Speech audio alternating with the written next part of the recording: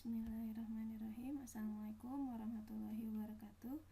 Ya teman-teman sekalian, alhamdulillah hari ini kita berjumpa di dalam kelas manajemen keuangan Islam di pertemuan pertama. Kali ini saya akan membahas pertemuan pertama, yaitu ruang lingkup manajemen keuangan Islam.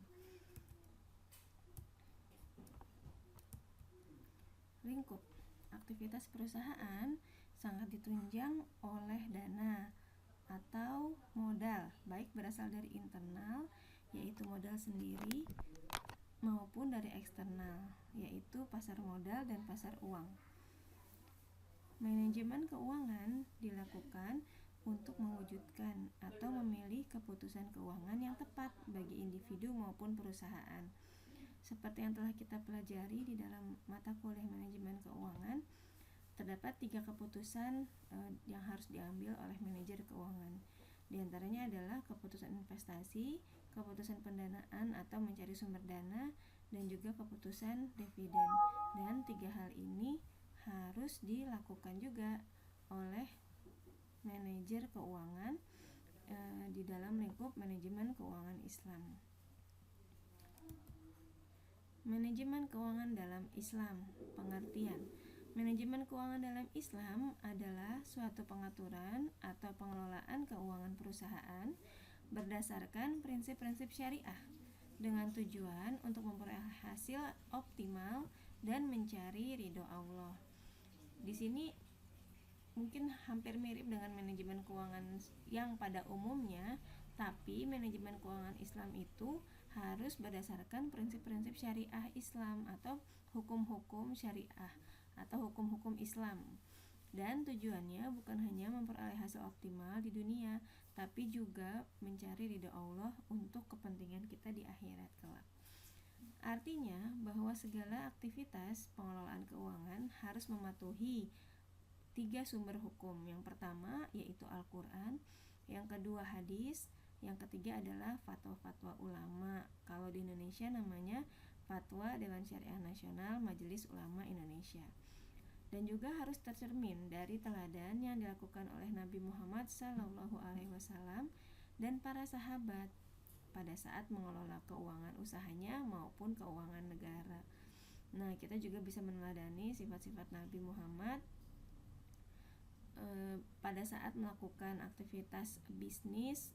Dia misalnya jujur, amanah, dan tidak ada melanggar dari ketentuan-ketentuan hukum Islam, misalnya tidak melakukan transaksi maisir, gharar, riba, dan batil.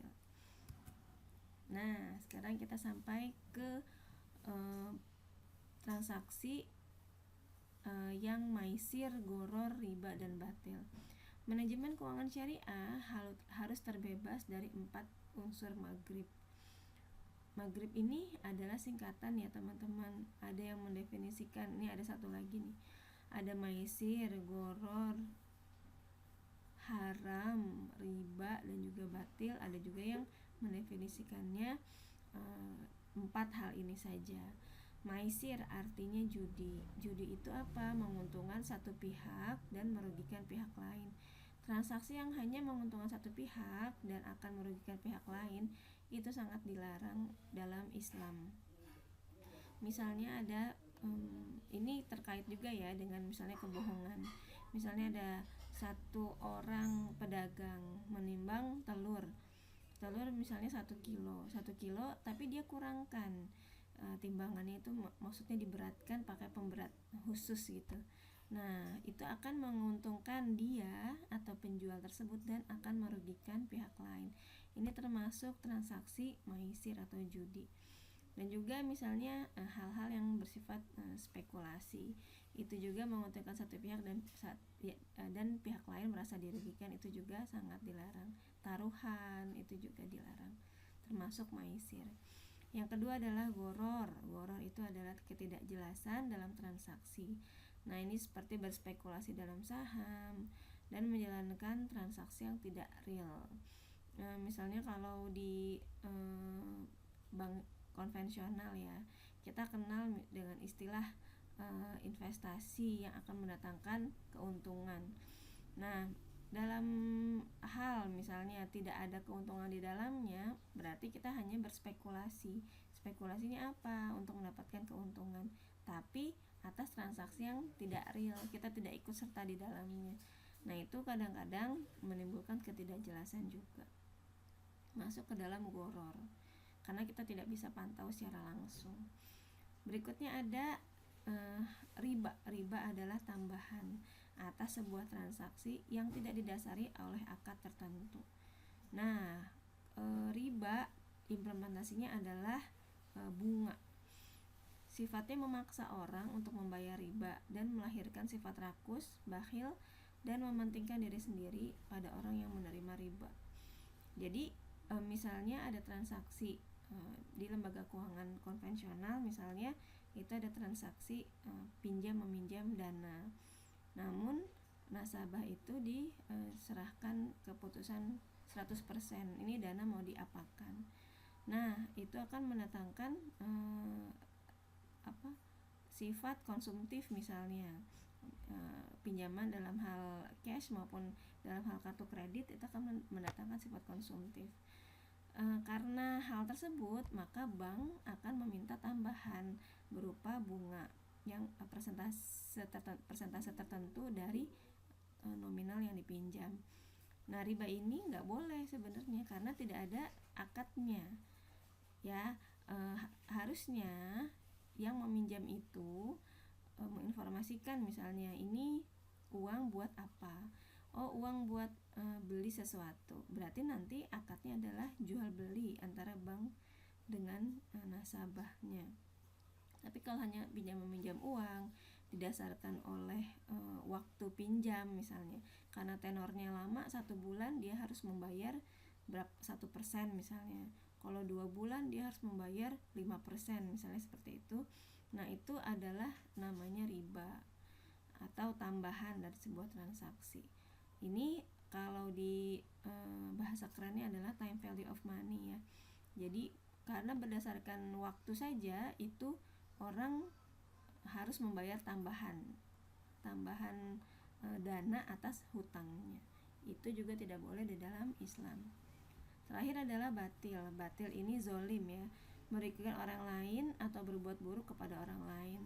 Nah, transaksi yang seperti ini, misalnya tadi penjual jeruk bilang menginformasikan bahwa ini jeruknya manis, dijamin manis misalnya. Nah, tapi ternyata jeruknya rasanya asam.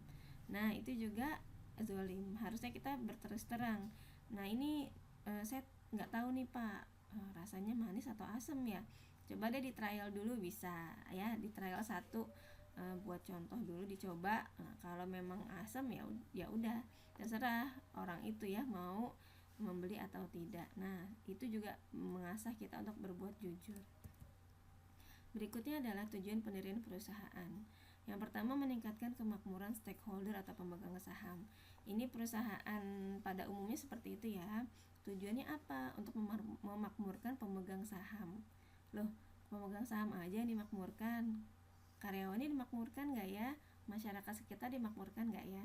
Nah, tapi kalau di dalam syariah, stakeholdernya itu meliputi bukan pemegang saham aja, ada manajer, karyawan, pelanggan, masyarakat, dan juga pemerintah. Nah, bisa juga supplier gitu ya. Jadi semuanya harus merasa makmur. Itu tujuan kita mendirikan sebuah perusahaan. Nah, kalau masyarakat nanti akan ada misalnya dana yang dialokasikan dari perusahaan, misalnya keuntungannya 10% dialokasikan untuk membayar zakat. Zakat sendiri nantinya akan dialokasikan kepada masyarakat yang membutuhkan atau masyarakat di sekitarnya. Dan juga ada program CSR juga. Nah, tapi kalau CSR kadang-kadang disusupi oleh promosi-promosi tertentu dari perusahaan tersebut. Ya, sebenarnya sah-sah saja. Baik, dapat dilihat yang ketiga, tujuan perusahaan didirikan adalah dapat dilihat dalam teori syariah enterprise dan teori stakeholder. Katanya seperti itu, sama ya. Teori syariah enterprise dan teori stakeholder juga sama. Yang tadi bahwa stakeholder bukan hanya pemegang saham, tapi semua orang atau semua pihak yang terlibat di dalam perusahaan tersebut dan harus sejahtera juga semuanya. Oke. Jadi misalnya apa, ke masyarakat tidak membuang limbah kepada masyarakat, limbah pabrik gitu ya, tidak mengotori, malahan limbahnya tersebut misalnya bisa didaur ulang dan sebagainya. Jadi seorang manajer keuangan memiliki amanah untuk meningkatkan kemakmuran seluruh stakeholder perusahaan. Nah, ini tujuan pendirian perusahaan dan amanah yang harus dipegang oleh seorang manajer keuangan. Manajemen harta atau keuangan. Selanjutnya ya, terdapat dua pandangan Islam terhadap harta atau uang. Yang pertama, adanya hak milik pribadi manusia. Yang kedua, tidak ada hak milik pribadi manusia. Jadi Islam itu mengakui bahwa ini misalnya handphone punya si A, ini rumah punya si B. Ya, Islam mendukung umatnya untuk kaya, tapi dengan jalan yang baik. Nah, tapi balik lagi, ini handphone sebenarnya kan bukan milik kita pribadi ya, tapi kita itu adalah cuma dikasih amanah oleh Allah untuk memiliki handphone ini. Karena sejatinya handphone adalah atau harta adalah titipan, sedangkan Allah lah pemilik sesungguhnya. Jadi kalau kita memiliki misalnya rumah, harta yang banyak, dan lain-lain, itu kita tidak boleh sombong karena semuanya hanya titipan dari Allah. Nah, tadi ya balik lagi ke transaksi maisir, goror, haram, riba, dan batil. Kenapa sih Islam melarangnya? Transaksi yang mengandung salah satu dari 5 hal di atas hukumnya haram. Maka seorang manajer keuangan yang berjiwa Islami tidak akan melakukan transaksi yang mengandung salah satu aja dari 5 hal di atas. Karena apa? Karena hal ini akan merusak maqasid syariah yang bertujuan untuk memelihara 5 hal, yaitu memelihara agama, jiwa, nafsu, keturunan, dan harta manusia. Kenapa sih nggak boleh? Islam tuh suka melarang-melarang deh. Misalnya, kenapa sih yang ini misalnya minum khamr, minum minuman keras nggak boleh, makan hewan itu nggak boleh, misalnya bunga nggak boleh, ini nggak boleh. Karena Islam itu menjaga kita sebenarnya, menjaga kita dari jiwa yang buruk, dari nafsu yang nafsu untuk materialistis yang tidak baik, memelihara keturunan kita juga gitu, dan memelihara agama kita.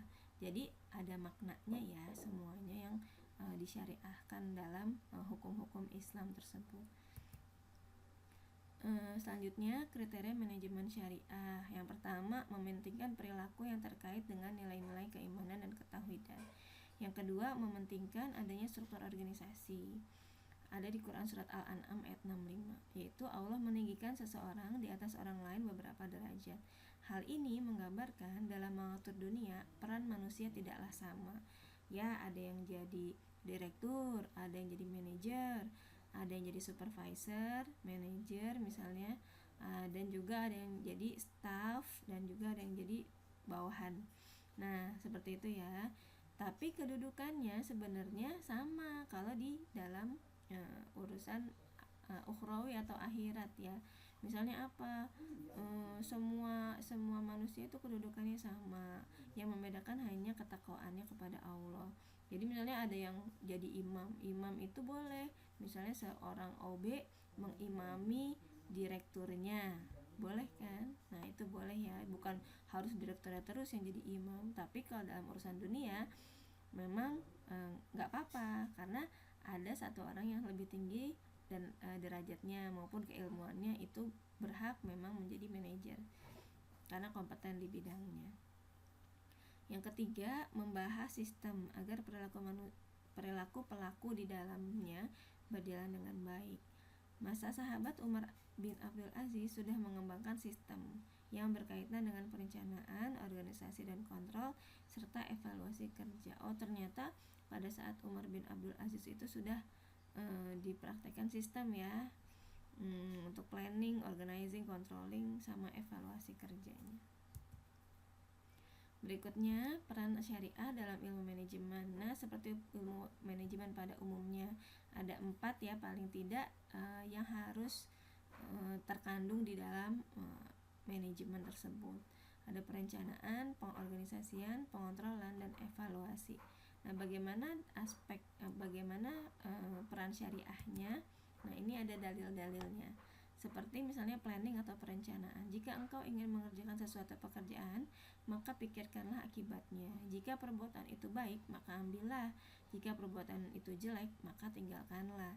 Jadi planning di sini atau perencanaan perlu ya, bukan hanya urusan duniawi, tapi ini juga menyangkut akhirat. Karena kalau kita salah berbuat, salah memutuskan sesuatu, bisa jadi kita ada dosa di dalamnya, ya. Lalu organizing, pengorganisasian. Sesungguhnya Allah menyukai orang-orang yang berperang di jalannya dalam barisan yang teratur, seakan-akan mereka seperti suatu bangunan yang tersusun kokoh. Itu di Quran surat As-Saff ayat 4. Pengorganisasian itu perlu ya teman-teman.